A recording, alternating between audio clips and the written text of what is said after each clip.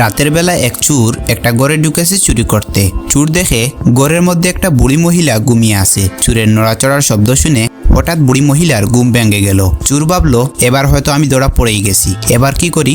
এমন সময় সেই বুড়ি মহিলা চোরকে বলল, বাবা, তোমাকে দেখে মনে হচ্ছে তুমি খুব সম্ভ্রান্ত পরিবারের সন্তান। মনে হয় বড় কোনো বিপদে পড়ে এই চুরির পেশাকেই বেছে নিয়েছো। তবে কোনো সমস্যা নেই, আমার আলমারিতে 5 ভরি সোনা আর 50,000 টাকা রাখা আছে, তুমি এগুলো নিয়ে যাও। আমি বাঁচবই আর কতদিন, এত টাকা পয়সা দিয়ে কি করব।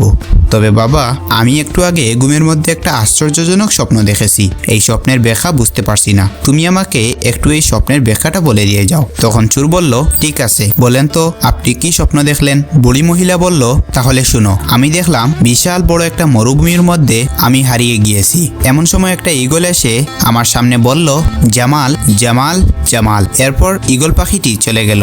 এখন বলো তো এই স্বপ্নের মানে কি। চোর মনে মনে চিন্তা করতে লাগলো, এই স্বপ্নের মানে কি হতে পারে। এরই মধ্যে পাশের রুম থেকে বুড়ি মহিলার ছেলে জামাল তার নাম জুড়ে জুড়ে শুনতে পেয়ে ঘুম থেকে উঠে ঘরের মধ্যে ঢুকে চোরকে ইচ্ছা মতো পিটাতে আরম্ভ করলো। তখন বুড়ি মহিলা বলল, এবার থাম, ওর শিক্ষা হয়ে গেছে। তখন চোর বলল, না না, আমাকে আরো মারো, যাতে ভবিষ্যতে চুরি করার সময় আমার মনে থাকে শালার আমি একটা চোর, কোনো জ্যোতিষী না।